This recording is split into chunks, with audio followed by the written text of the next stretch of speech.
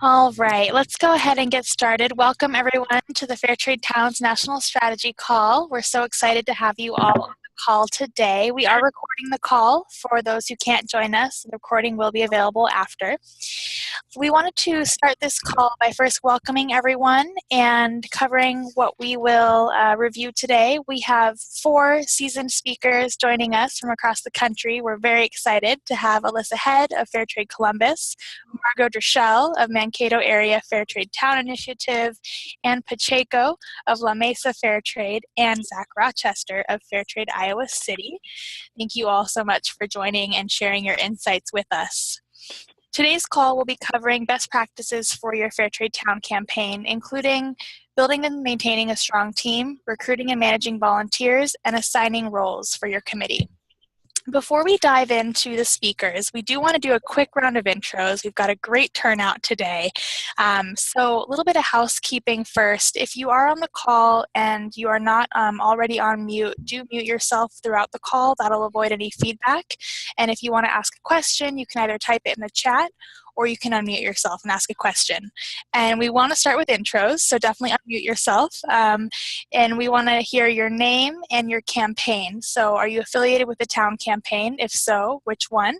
And if you're not affiliated with the town campaign, just where are you based? And we can go ahead and start with Margo. Why don't you kick us off? Thanks, Kylie. I'm Margo Druschel, and I am from Mankato, Minnesota, where we have had fair trade efforts for 10 years now, and we became a fair trade town in 2011.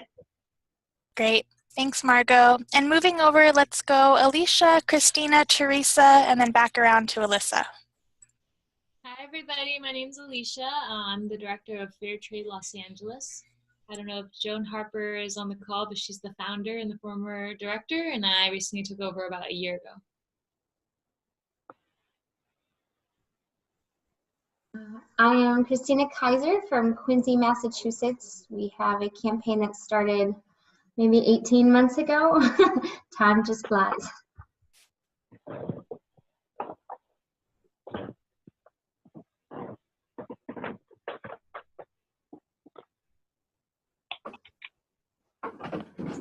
Oh my. Okay, did I unmute? Finally, it's glitchy here. I'm Teresa. I'm with Fairtrade Long Beach. I think my audio is a little slow today. I founded Fairtrade Long Beach about a year ago, and we're well into our town campaign, and I just want to share that we're so excited to announce that our Fairtrade Long Beach campaign is the first campaign to acquire a brick and mortar. So yay, I'm at the store right now.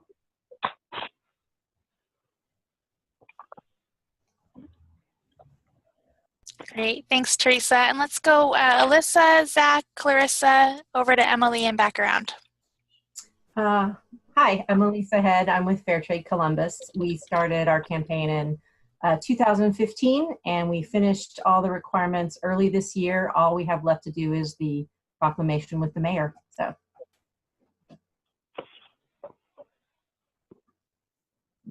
Hi, my name is Zach Rochester. I'm with Iowa City Fair Trade and also Fair Trade campaign at the University of Iowa. Yeah, I've been doing this for about a year. Yeah, almost a year now.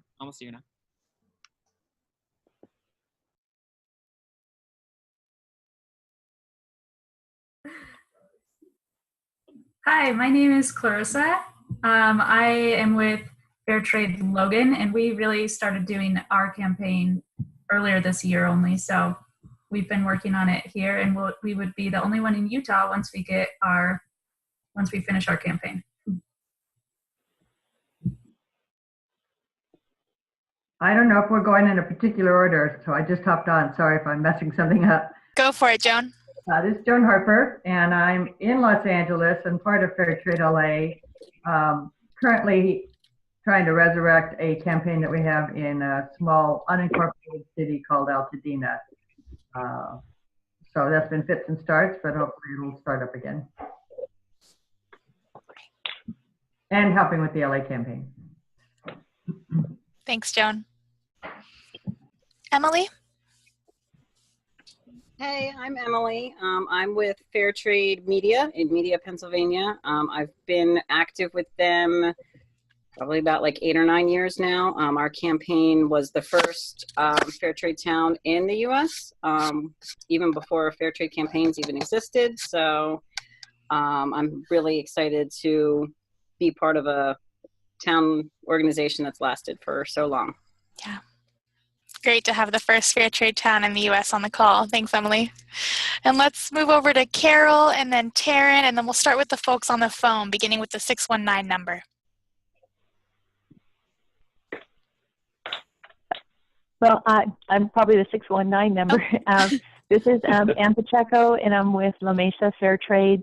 And we've been a fair trade town since 2012, and we're kind of an offshoot from San Diego Fair Trade. Great. Thanks, Ann. Mm-hmm. And Carol Smith, do you want to introduce yourself? You're on mute.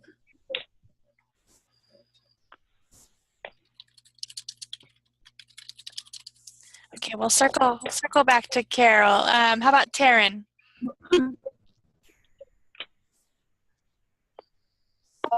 This is Carol. Oh, hi, Carol. I'm with the Fond du Lac Fair Trade Town, Fond du Lac, Wisconsin. We've been a fair trade town since 2013. Great. Thank you. All right, I'm Taryn Lemon. I'm actually a Fair Trade Campaigns Fellow in the Mid-Atlantic, so I kind of just support campaigns in the Mid-Atlantic region. And I'm based out of Fredericksburg, Virginia right now. Great. Thank you, Taryn. And how about the folks on the phone? We have a 920 number. Do you want to introduce yourself? Hi, Kylie. It's me, Ann Lemke from Fond du Lac, Wisconsin Fair Trade Town, and also a member of the Marine Park Technical College Fair Trade College team. Great. Thanks, Ann. And next up, we have a 626 number. Hi, everyone. This is Jacita from the Pasadena campaign. I started reviving this campaign about a year ago, and we became a fair trade city back in 2013. Great. Thanks, Jacita. And we have an 845 number. Hi, everyone. My name is Travis Broadbeck. I'm calling out of Albany, New York, and I represent the Fair Trade Colony campaign. It was founded in the year 2015 when I and Ryan Kniffel were students at Siena College, and we're glad to see it still moving along no matter how slowly it moves. Thanks, Travis. And a 973 number? Hi there, it's Lily. I'm the Northeast Regional Fellow now, and I support the Burlington, Vermont campaign. Great. Thanks, Lily. And we have a 615 number. Hi, this is Janet Wyatt, and I'm with Fair Trade Nashville, which we're just starting, like right now. Great. Thanks, Janet. Welcome to the call. You're welcome. Thank you. And just a few more intros, and then we'll dive in. There's an 860 number. Hi, my name is Carolyn Schnackenberg. I'll be working on the upcoming Manhattan campaign. And I actually have some history with fair trade towns. Back in 2011, I helped establish Greenwich, Connecticut as an official fair trade town. So I'm excited to be working on a possible Manhattan campaign. Great. Thank you, Carolyn. And last, we have a 414 number and then an 804 number. Hi, this is at 414 Steve Watrous in Milwaukee, Fair Trade City. We were number 3, inspired by media, etc. Great. Thank you, Steve. And last, we have an 804 number. Yeah, that's me. Hi, I'm Bhavna, and I was part of the Fair Trade Philly group and media for some time. And so right now, but I'm part of the Fair Trade Campbell, which just started, I would say, like a couple of weeks ago. So still getting my act together. So, Great. It's in Silicon Valley, so Mid-Cal. Yeah. Thank you so much, Bhavna. So wonderful to have so many people from across the country on this call. You know, it's not often that we get to gather and share ideas and insights and hear from our fair trade advocates across the country. So thank you all for joining. And without further ado, let's go ahead and dive into the call. So just a reminder, if you are on the phone, please mute yourself just to avoid any feedback that might be coming from where you happen to be. So we're going to start with Alissa. Alissa Head is the Executive Director of Global Gifts, a nonprofit fair trade organization based in Indianapolis, Indiana. Global Gifts is a member of the Fair Trade Federation.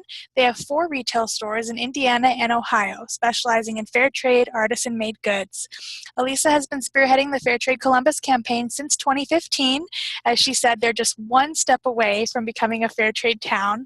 And although she recently passed on leadership to a new executive director, she remains highly involved as a committee member, volunteer, and supporter. So without further ado, I will turn it over to Alissa. Thank you. Thanks, Kylie.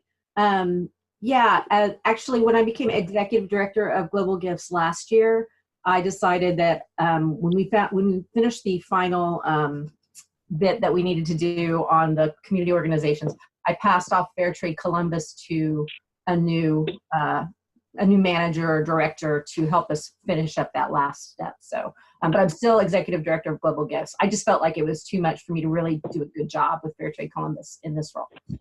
So what I've got for you, I'm going to try to share my screen. Let's see here, this one. Can everybody see that? Yep, we can see it. Great. So this is what I've done is I've edited a presentation that I put together for the Fair Trade Federation conference a couple of years ago on creating and managing an internship program. So for Fair Trade Columbus, even though other than myself, most of our campaign has been built by interns. So I'm going to talk primarily about that. I'm not going to read every slide. There's a lot of information, but Kylie said it will be available after the call. So anybody who wants it can get it that way. There we go. So I've primarily found that for volunteers, our volunteers have primarily been people working in fair trade who have a long-term interest in the campaign. So they've offered support in the form of advice, networking, tips, and leads, and they continue to be part of our community. But as I said, most of the steps moving through the campaign has been completed by interns working under my direction. So this is the federal law that applies to using unpaid interns in for-profit private sector internships. Fair Trade Campaigns is a nonprofit, so this law doesn't apply, but these are still really good rules and guidelines to use when you're working with unpaid interns. So why interns? Interns, you'll find they don't want to just log hours, and they have things that they need. They need internships for class credit. But they bring a lot of passion to a campaign, and they really want their work to make a difference in the world. And they're full of great ideas, and they come with new ideas that will help invigorate your campaign every semester. So we've got most of our interns from Ohio State University, which is the local university. They come primarily from the communication, government, public affairs, and international studies departments. Most of the interns that I have worked with have found us through the online career site. There are some high schools that require internships. Most high schoolers, though, are going to require more, more direction. Like you have to work with them hands-on. But college interns are usually pretty self-sufficient as long as they're well-trained and they know what's expected of them. And that's really important, is managing expectations and making sure it's clear what the job is. So when you, if you're going to put something out there on a job board, you're going to want a job description and with clarification about everything that the job entails that you want them to do for the campaign. So I did create a job description for this position. I edited it a little bit. Now, can you see the job description? Yeah, we can see it. Great. I edited it a little bit for this presentation, but I'll make sure that you have this available. But it's very clear about what's expected, so that if someone reads it, they're like, yeah, this is for me. This is something I'm passionate about. These are things I want to learn. it'll be a good fit. And that way you're already not going to have, I mean, every once in a while you'll get somebody who applies who they're just looking for an internship because they just got to fill it. But most of the interns I've had have worked out really well. Flexibility is really key when you're working with interns because they're very busy. Like they have school, they have work, and they've got to work in this internship. So I've always tried to make it as flexible as possible for them. And also being willing to meet them where they are. You know, they're a volunteer, so be grateful what they can offer. Some interns will be able to offer more than others, and that's just the nature of it. How to avoid intern overwhelm? Start with one. See how that goes. If you feel like you got a good handle on it, you can add more, and you could create different job descriptions for the different aspects of your campaign. You know, so one intern could do social media, one intern could do retailers. But starting with one is really the best way. And that's the way I did I did have interns for Global Gifts, but I would have one Fairtrade Columbus intern at a time, and we would focus on the campaign wherever we were at on the campaign and try to complete a goal. Record keeping is really important. So you're gonna want, you have to fill out some forms probably for class credit. You wanna keep track of their hours. We use Google Forms and Google Spreadsheets. And you're going to want to keep a spreadsheet of names, dates, and titles of internships because you're going to be called for references, and sometimes it's hard to remember. So you're going to want to have all that stuff in a nice, handy spreadsheet for you. More record keeping. So in order to make transitions easy from one intern to the next every semester, we kept track of everything in a spreadsheet. Our organizing committee, see if this comes up. Our retailers, our community organizations, local media, everything in one spreadsheet so that we always knew exactly where we were and we had good contact information for everybody that was part of our campaign.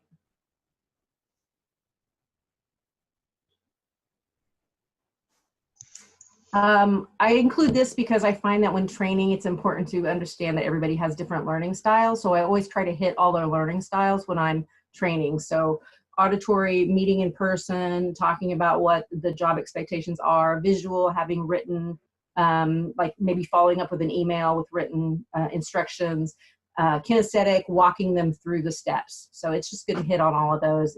That way it makes it easier. That way you know that you're being clear with your expectations and what needs to be done.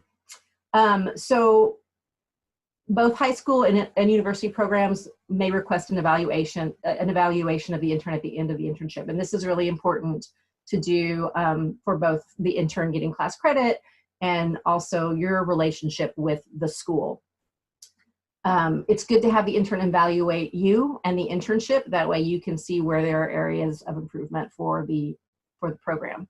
And then create an intern appreciation program. You could ask retailers from your list to donate products or gift cards, something like that, to reward them at the end of the internship.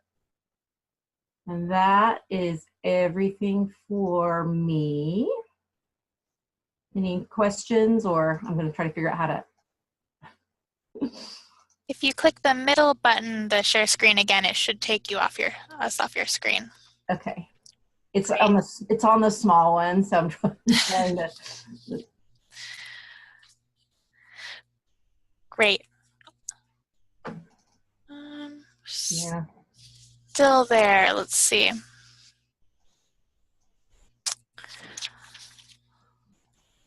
Well, while we click out of Alissa's screen, does anyone have any questions? We do have some time, just a couple minutes or so for some questions, and we will have some time at the end of the call as well. You can either type them in the chat or you can just unmute yourself and ask. Anyone have anything? Hi, everyone. This is Travis calling from Fairtrade Colony. My question is, does the campaign have to be like either a nonprofit or a registered business to actually have interns, or is it in its semi-formed structure of just people who are on committee? Can they still develop a structured program for internships? Yeah. I can clarify. Yeah, you don't have to be a nonprofit to have internships, but if you're not a nonprofit, you're going to be regulated by those laws. So. Perfect. Thank you.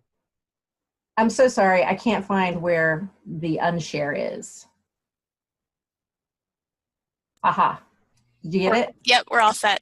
Okay. Sorry about that. No, thank you. That was wonderful. Any other questions? Anything anyone has to ask now? Yeah. I have two quick questions. Yeah, One is, Alicia. we are starting an internship program, but we call it ambassadors. So one, from your experience, what is a good length, like amount of time? A semester, a year, like enough time for them to do effective work? That's one question. And two, what are some strategies you've used to reach out to them or get people to apply? Yeah. Okay. So I would say, I mean, I think a semester is great. I mean, obviously that is sort of an external boundary that we had to work within. But if you have somebody who wants to work longer, a year is good. I don't know. I mean, I feel like at that point, you're going to have somebody who's going to be more long-term with the campaign and might be coming from a different capacity, like working in a business or having their own business or something like that. But I did have interns that would sometimes come back and do 2 semesters because they really enjoyed the work. But I think just following the school structure and what the student needs is key. Recruitment, like I said, I mostly got them through the university job board, where I would list the internship. I was really clear it was unpaid and about how many hours per week, that I would always be flexible because sometimes they needed more hours for class credit. I'm like, no problem, we got lots of work for you to do, you know. But you could also do recruitment fairs, for like job fairs, internship fairs on campus. I didn't have as much luck with that. I found that most candidates were looking for paid work at those fairs. That's why having it online is just so great. And there's probably other avenues that you have through businesses or communities, you know, locally, that you could get the word out that you have internships. Do you feel like incentive is important? Giving them incentive? Incentive in what way? Either paid or I didn't have anyone who was unhappy. Like if they needed to get paid, then they wouldn't accept this internship, you know. I felt that my best interns were so passionate about fair trade and so passionate about making a difference, and that the campaign goals were already built in to incentivize them. So every intern would be like, okay, I'm going to get these community organizations. Like I had one intern come in and he was like, I'm going to cold call every church in the city. And that's what he did, you know. So I think that the campaign has built-in incentives. If you because you're going to want someone who's passionate about it for it to work. Thank you. Great, thank you. So we'll move on to Ann Pacheco now. I want to make sure that we have enough time for the next 3 speakers, but that was wonderful. Thank you so much, and we'll have some time at the end as well for questions. So I'll introduce Ann just briefly. Ann is with La Mesa Fair Trade, and in 2005, Ann first learned about the fair trade movement in San Diego and began attending local meetings. After hearing of fair trade campaigns, she and her friend Nancy began working to make La Mesa a fair trade town, forming La Mesa Fair Trade, presenting to service organizations, churches, and schools. At the same time, Ann became an ambassador for Catholic Relief Services Ethical Trade, and after La Mesa was designated as a fair trade town in 2012, she helped make St. Martin of Tours Academy, where she works, become the very first Catholic fair trade elementary school in the U.S. in 2015. The St. Martin of Tours parish also became a fair trade congregation the following year, in 2016, joining several other congregations in San Diego. Today, Ann continues to promote fair trade. She serves as the chair of Fair Trade San Diego County and La Mesa Fair Trade, organizing local events and publishing a quarterly newsletter. Over to Ann. Thank you. Do you have the PowerPoint up? Yep, let me pull it up right now. Okay. So we'll just say, I'm going to not talk about slide 1, but you can go ahead and put that up. My presentation focuses really on building teams using young people and the ideas that they bring to the campaign. La Mesa Fair Trade Town Committee was built from members of Fair Trade San Diego and local fair trade vendors and our parishioners at St. Martin of Tours Church. And we all shared that commitment on social justice. But having the support in these 3 areas, it really made our meetings very meaningful and generally successful. We could never get Fair Trade San Diego to be declared yet. It's just too big. Our population's too big. And that's why we focused on La Mesa. It had a population of 60,000. And we knew we could pretty much meet, well, we did meet the criteria in 2012 to be a fair trade town. We enjoyed meet and greet opportunities at local cafes and met like-minded supporters, and that's how we got our groups also signed up. But we found, of course, that it's important to share the task and everyone should contribute in some ways. Some members posted our events at cafes, others talked to store managers to encourage fair trade products, and another did our social media, and others donated their time to the event. After being declared a fair trade town in 2012, all of us decided to work to promote fair trade in schools and churches. This is how we strengthened our team, and this is on slide 1. Because I worked at St. Martin Tours Academy and our Social Justice Committee had worked with the parish, it was not hard to start up a committee of students from grades 5 through 8 with the support of the principal. And we also asked their parents to participate. And from this, we used educational materials from fair trade campaigns, equal exchange, Catholic Relief Services, ethical trade in the classrooms from grades 3 to 8. And then the lessons can be incorporated in social studies, math, and religion. On slide 2. The parents and students chose equal exchange and Malia Designs to raise money for 6th grade camp. A local representative from Malia that came to our school, and she showed our committee students what they offered, and the students picked out their accessories and created their own catalog on what they thought our parents would buy. And giving the students the guidelines and then hearing their suggestions and ideas was key. They really became passionate about it. And and then the school also began purchasing fair trade soccer balls, which was another area to educate all of our students about fair trade. And what I'd like to say is fair trade, because we were getting it out in the community, out in the school, this is how it kept La Mesa Fair Trade alive and combining events. On slide 3, we worked together, like I said, to promote fair trade in La Mesa. The committee students were given the task to interview vendors on why they sell fair trade products. Is the slide still up there? We have an annual fair trade gift fair where around 400 people at least come, and we have about 19 fair trade vendors in San Diego. Not only one brick and mortar store, but most of them are online. And they all come. We don't charge them anything. They set up, and they just have a wonderful day. They make a lot of money, and a lot of information goes out, and everyone's educated, about fair trade. The students even have a table where they sell their chocolate, coffee, and tea from Equal Exchange, and the parents are there too. On slide 4, we have a walkathon at a local lake, and the entire student body wears fair trade t-shirts along with all the participants. And again, we have around 400 people that come to this walkathon, and it's getting the word out in the community about fair trade. Everyone, I must say, we get the shirts from Hey Now, loves these shirts. The cotton is organic, it's fair trade, it's dye-free, and we have the students pick out, design the logo on the front. So everyone gets involved. Another opportunity we had this year was being able to send 2 committee students in grades 7 and 8 and their moms to the Fair Trade National Conference. Our students were the youngest in attendance and just soaked up so much information.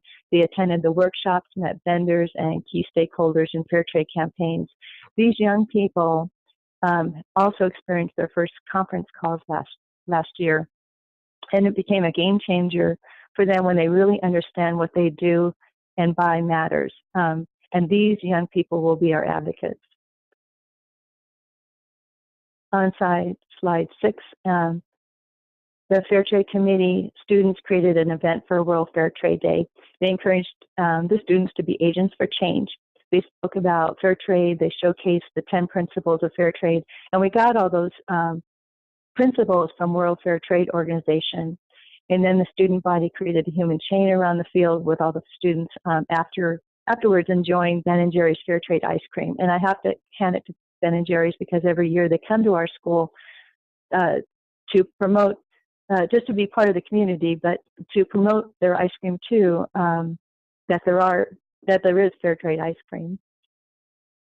So, and then that was slide 7 with our human chain.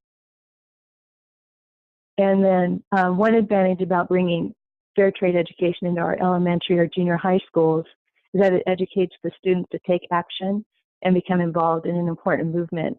And the parents also want to be involved. We encourage students to form clubs when they go to high school.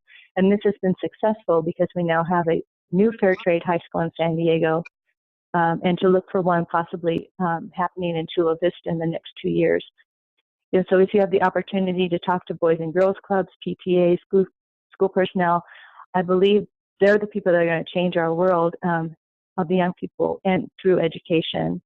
They really want to do something and get involved and matter. Our original Fair Trade Town Committee still meets at gatherings and events. We sustain the movement with our annual gift fair and the vendors event. Our fair trade vendors have grown each year, and now really our advocates are our students. Our city is having its first Earth Day event and invited our fair trade campaign to have an information table. Our fair trade vendors have also been invited. This is the first time for us that the city has contacted us to be present at anything that they're sponsoring. So we are really excited to be there and recruit others to support our efforts. We're going to be donating a raffle prize of a fair trade soccer ball. And this is a kid-friendly event, and our students will be there, rallying for fair trade. So does anyone have any questions? Thank you so much, Anne. That was wonderful. I can't think of a Fair Trade Town campaign I've heard of that has such strong youth engagement. It's really a unique approach. Thank you. And we do have time for just one question for Anne, and then we do need to keep going with our other speakers, and we'll have some more time at the end. Does anyone have a question for Anne that they'd like to ask now? And remember, if you're on mute, we can't hear you.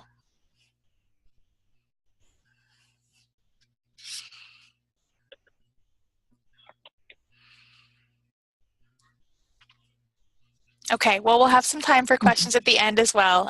Thank you so much, Anne. I appreciate it. You're welcome. So let's move on to our third speaker now, Zach Rochester. So Zach is a student at the University of Iowa studying communications and social justice and a dedicated yoga practitioner. Zach leads 2 fair trade campaigns in Iowa City's Fair Trade Town campaign, as well as the University of Iowa's Fair Trade University campaign. With a history in the service industry, Zach has a desire to advocate for the rights of workers and works closely with the Center for Worker Justice of Eastern Iowa, as well as with the University of Iowa's Labor Center. As a native Iowan, they are determined to utilize their talents to help create a more inclusive, just, and compassionate Iowa. Zach, take it away. I forgot I was on mute. Hi, everybody. I'm really excited to talk today. So I kind of wanted to, I don't have a presentation or anything, but I kind of wanted to focus on what I have been going through, or not been going through, but what I've been trying to do as far as strategy of forming a team, since I I came into our town campaign last summer, and it had been something that had been worked on by a couple people, but a full steering committee hadn't been formed yet. And then the main person that was doing it had left Iowa City, so it was just kind of in a limbo phase. So I got in contact with Cassidy, one of the managers at 10,000 Villages here in Iowa City, and she asked me if I wanted to kind of get started in this, and I thought it was awesome. So that's kind of where I began there. So a lot of my work over the last year has been not only doing outreach and trying to fulfill all of the goals for the campaign, of course, but trying to get our steering committee put together. And one tip that I had for a lot of people that are in the same process at the beginning stages especially, is that trying to find those unique areas where people are already going to be intrinsically motivated to support fair trade, even if they may not know what fair trade is yet, or aren't really aware of all of the impacts of fair trade. So I kind of started to look at where fair trade already is by a different name. So, for example, one of the people that I got to be on our campaign was organizing director at the Center for Worker Justice. So looking in little pockets like that, like, okay, they resonate with labor rights and workers' rights, and they do a lot of work in the community to advocate for fair wages here within Johnson County. And, you know, once I pitched the idea to fair trade to them, both of them actually weren't really quite sure what fair trade was. They'd heard of it. But I had to kind of elaborate on that. And all of a sudden the light bulbs go off that, oh, we're actually doing the same work. It's just in different spheres and different realms. And getting people to come on board with the idea of acting locally, but thinking globally at the same time, I think has been a really important mindset for me to have. In the same respect, reaching out, I've had success reaching out to people at the university sustainability office, which I know a lot of us do, and there's a lot of stuff on the toolkits that kind of recommend that kind of stuff as well. But utilizing those resources that are kind of all around us that we may not necessarily think of. Churches that are already enacting with fair trade products but aren't necessarily too vocal about fair trade, because a lot of the congregations here that I've noticed as well have been utilizing fair trade coffee for a long time, but they kind of have gone to the wayside with education on fair trade. And when you kind of approach them, they are really excited about, oh yeah, we have been doing that, and it's really important that we kind of make that a center focus again, or actually have people that are interested in making that a center focus. Another aspect I wanted to touch on too was being resilient with trying to form a team. I think is really important, because I've had a couple of discouraging moments where I thought, you know, a team was coming together pretty well, and then people don't quite, you know, work out that you thought you were going to. But I think not taking that stuff personally as an organizer of this is really important, especially when we're working many times an all volunteer organization base. It's hard to keep people engaged because most of us are already so busy as well. So I think what's really been helpful for me is focusing on those areas in town that are already pretty much interconnected with social justice and faith-based communities, labor organizations, and just being really patient with finding the right person for your team. Because just within the last couple months here, we've had a lot more people reach out to us that I didn't think were going to happen, that are interested in being on our steering committee and trying to get that formed. So I think just being patient and knowing that this stuff takes time, but the right team will come together if you're actively seeking those people that are willing to dedicate the time. And I think, finding those people that are actually really going to be passionate about fair trade, or that already resonates with the niche that they're kind of in, is really important too. Because just having anybody on a team, just checking those boxes, it's not what we want. It's not going to be, you know, sustainable or good enough. So I think holding out and staying true to really trying to find those right people for your campaign is really important. It may have been under the 7-minute mark, but that was most of what I had to say. No, that's great. Thank you so much, Zach. And great that you're a little bit under, because we have some more time for Q&A. So thank you. So anyone have a question for Zach? Anything that you're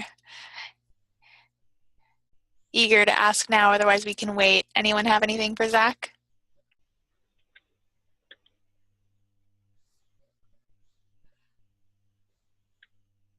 No? Okay, well, save your questions for the end. We are on time, which is great, so we'll have about 10 minutes for Q&A at the end.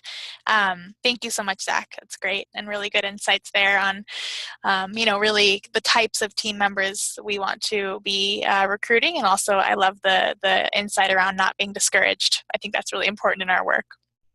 So let's move on to our final speaker. We have Margo Druschel from Mankato Area Fair Trade Town Initiative. So Margo was first introduced to the life-changing impact of fair trade through her faith community in Massachusetts and the Boston Faith and Justice Network in the early 2000s. In 2009, Margo moved to Mankato, Minnesota, and she joined the steering committee for Mankato's Fair Trade Town campaign. In October of 2011, Mankato became the first fair trade town in the state of Minnesota.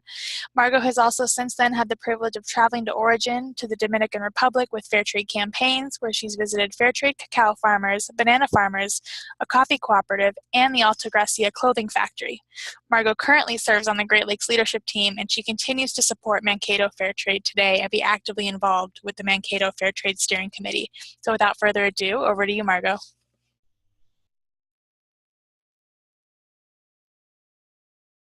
Margo, you're on mute. You're right. Thanks. There you are. Like Zach, I decided to just do a kind of an overview of things and not an official PowerPoint. One of the things that we've realized with Mankato is that partnerships are critical. They were key at the beginning and they've remained really important, though they've changed over time. So we started out as kind of a network of churches, and then we reached out to local small businesses that carried fair trade to build our network and our impact in the community. Where we really have had some great relationships has been with our local farmers market. And so other communities that are rural might really be able to take that as a place to get started. We have a saying that's fair trade, local grown, and local made. And we also have a number of local artisans who are using fair trade products to make things. We have a gal who uses fair trade shea butter and makes wonderful soaps.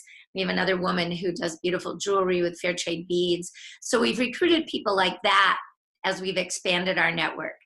Some of our keys are we always try to have fun, have good fair trade and local food, and keep our emphasis on education. The biggest challenge, frankly, is keeping leadership going, especially as it's been 10 years now.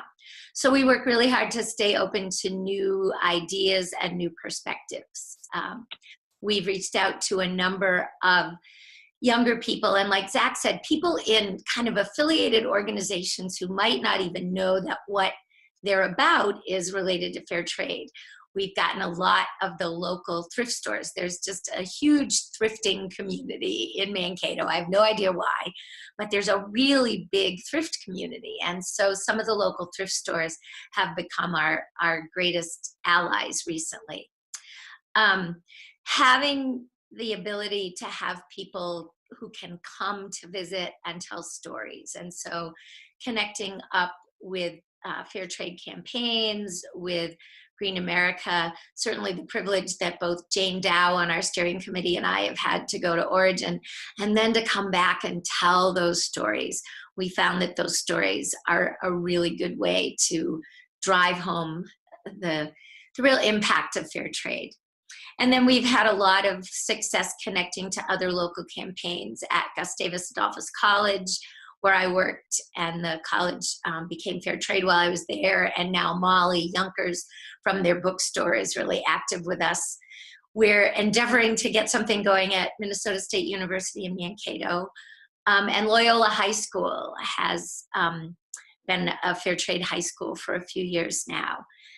We're eager to keep working with other local communities. There's a fair trade store in New Ulm now, and a lot going on in St. Peter. So we're just always seeking to innovate.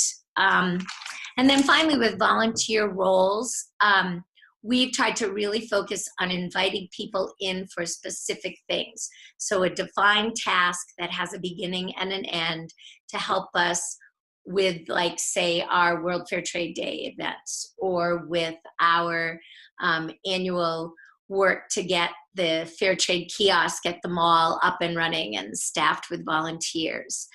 We seek out volunteers based on their interests and then try to find ways to plug them in.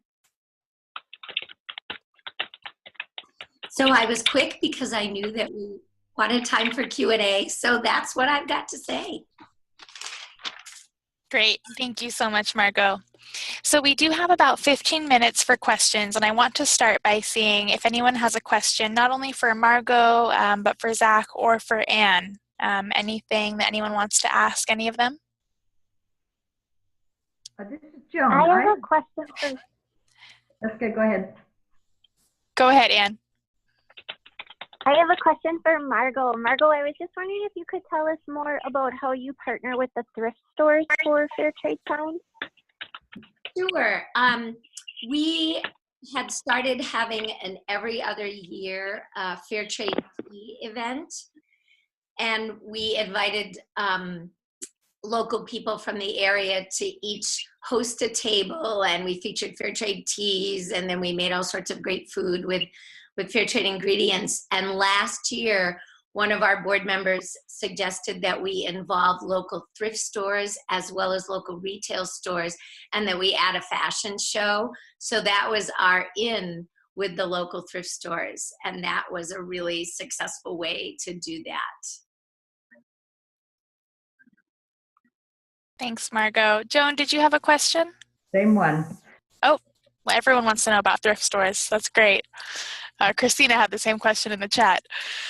Anything else, either for Margo or for Zach or for Anne or for Alissa as well?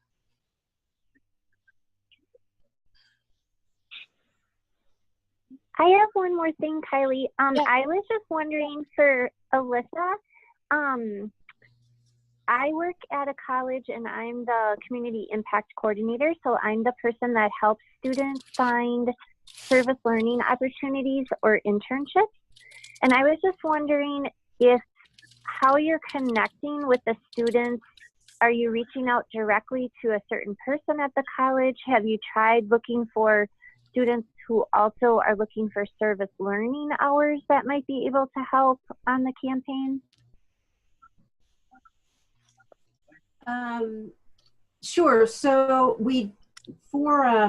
I did have one department that had a very active placement advisor for internships, but it wasn't really we didn't really use that for Fair Trade Columbus. We used it for Global Gifts. It was the Fashion Retail Studies department.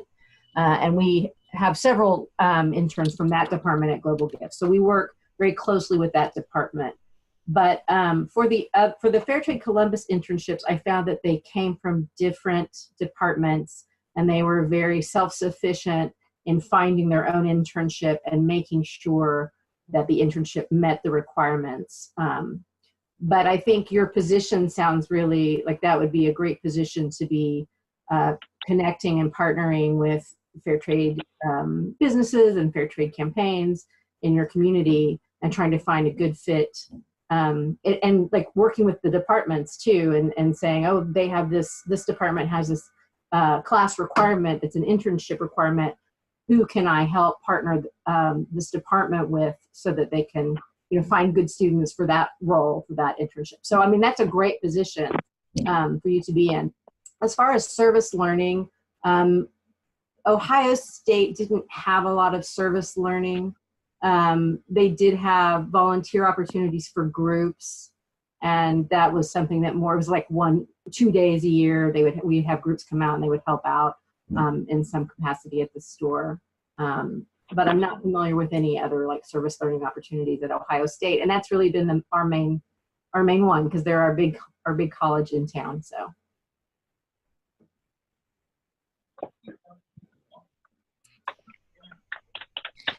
Any other questions at this point for any of our speakers? Well, I have a question, or I need ideas for World Fair Trade Day in May. We did the human chain, and we did different things each year, but I'm not finding a lot of ideas online for World Fair Trade Day. Has anyone seen anything or have any suggestions? For our campaign, I find that we have a lot of local businesses that are fair trade businesses, and they're interested in opportunities for their businesses. So that's really what our focus has been. And for World Fair Trade Day, we have an opportunity to, we have a Fair Trade Columbus section at the local farmers market. So we're working with the farmers market and have our vendors there. And that's kind of, we've also partnered with other local events like we have a craft show called Craft and Outlaws, and it's the big one in town, and it's twice a year. So now we have a regular appearance at Craft and Outlaws. It's a special Fair Trade Columbus section at that event. So that's really kind of what we have focused on is business opportunities. I would love to expand more into like some more education. We're trying to get Ducali's Dream to town on May 9th as part of World Fair Trade Day. We have to sell enough tickets though for that to happen. So, so we're doing that. So film is really great too, and we found they were really easy to partner with because they work with your local theater. You just have to sell the tickets and promote it. Mm-hmm. Tell us again what film that is. Dukali's Dream. It's the one with Hugh Jackman. Oh yeah, okay.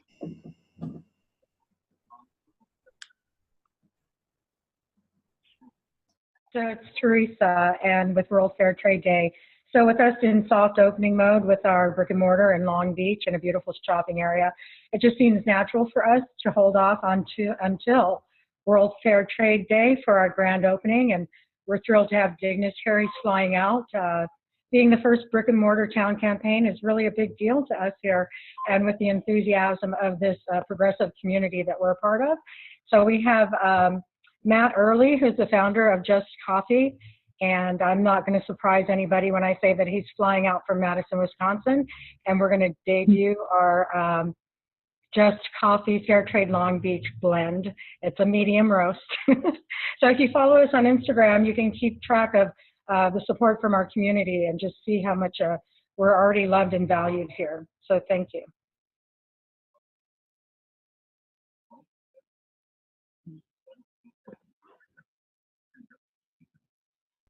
It's a great discussion on event ideas. If anyone else has anything that they want to add, a great idea coming up for World Fair Trade Day, please feel free to. And we can also circle back. And again, if anyone has another question for one of our speakers.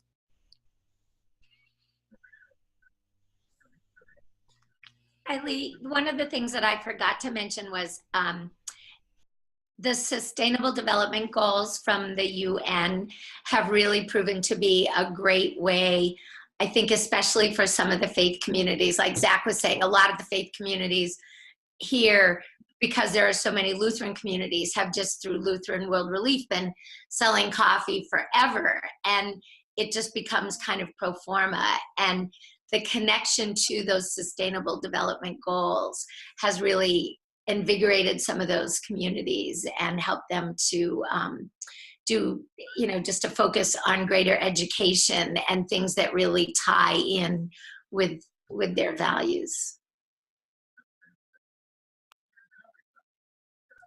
Okay, thanks for that, Margo. Anyone else have any questions for any of our speakers? And I know that we have some new Fair Trade Town campaigns on the call. Not to put you on the spot too much, but we have Logan, who's just recently launched. I know we have Portland, Maine Fair Trade Town campaign very recently launched on the call. Travis with Albany, Cologne, and also I believe Aaliyah of Fair Trade Moline is on.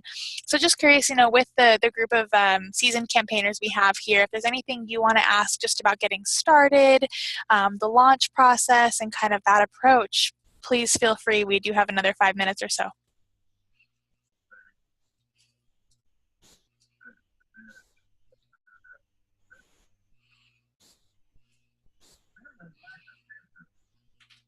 And Nashville and Campbell, yes, thank you. Yeah, any hurdles you've maybe experienced, specific examples of a question that's arisen from within the committee in this early phase, just, anything that's kind of come up for you, feel free to throw it out there.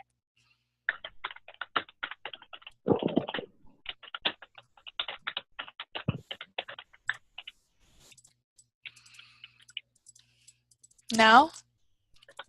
Okay, well, I have a final closing question from those new Fair Trade Town campaigns. So I think it's something that I get a lot, in this role, working with so many town campaigns across the country. We hear about these incredible stories of folks that are with more established campaigns.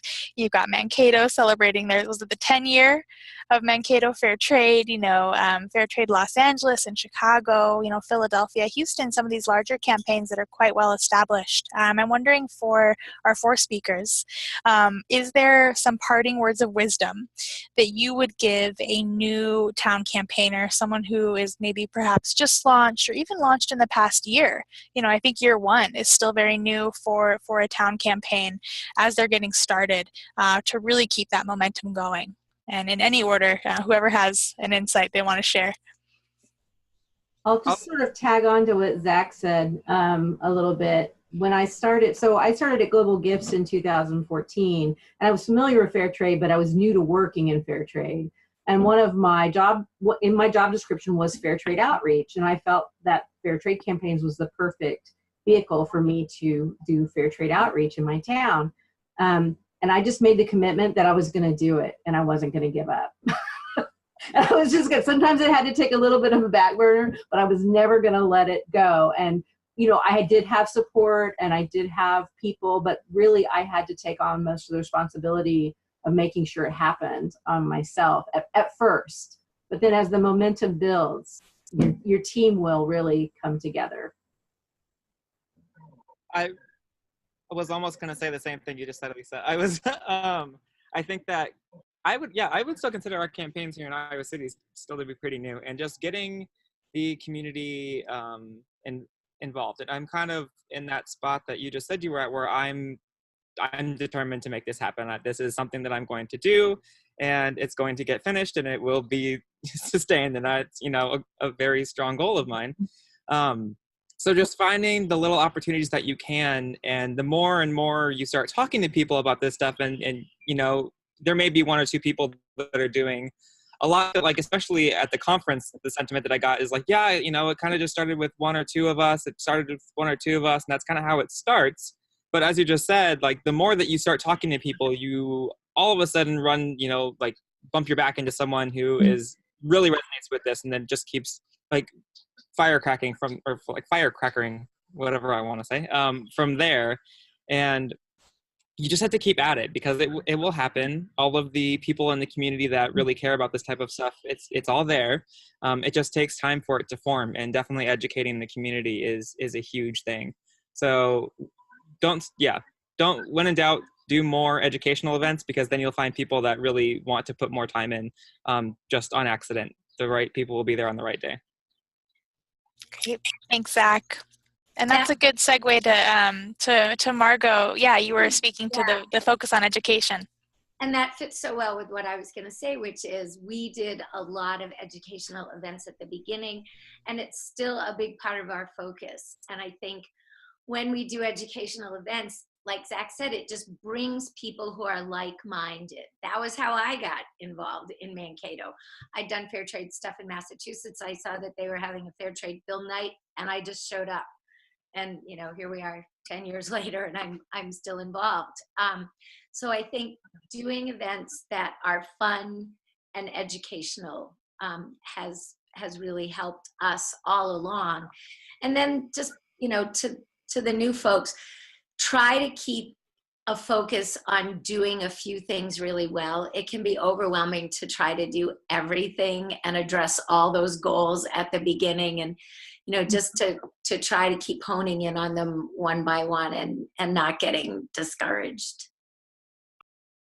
And I'd like to say also that when we started La Mesa Fair Trade, we started talking to the service groups in La Mesa, and I know it's part of the criteria, but it snowballed because we talked to the Rotary, and then, you know, all these different groups like the Seroptimus or the Optimist, or you know, any of these groups, they're looking for speakers, and they welcomed us. And from there, we did get sign-ups where people would support us or whatever we needed. So for me, that was the best thing. We only had one group that really didn't welcome us too well, but out of all the groups, they all were very, very supportive, except for the one group. So I would say it's streamlining into getting support, you know, in your city. I think too what you just said about you know, groups are looking for speakers, and so I also made a commitment to say yes as much as possible. So if someone asked me to speak about fair trade campus or a local screening of True Cost or whatever it was, I said yes. And it wasn't always easy for me, but I did it, and I think it made a big difference. That's what we did too. Whenever someone would ask us, and we put a lot of emails out, we would always go, no matter what, no matter how hard it was, because we were so strong on our commitment to making La Mesa Fair Trade Town. We knew we could do it. It's just putting the time and effort in. So. That's great. it I think worked out. that's a great message to close the call with. You know, as a new town campaign, say yes to as much as you can, but ensure that you have a strong committee in place to help you say yes so that you're not just taking everything on alone. Thank you so much, everyone. This has been a wonderful hour. Thank you again so much to our speakers, sharing your insights and your thoughts with us all. The call has been recorded, so we will be sending out the recording as well as some of the presentations, so that internship posting that we saw from Alissa, as well as some of the resources that Fairtrade Campaigns has that we want to make sure that your town campaign knows about. And please reach out if you have any questions or follow-up. Everyone has my email. You can email me at Kylie, Kylie, at fairtradecampaigns.org. And appreciate everyone joining. Thank you all so much, and have a wonderful rest of your evening.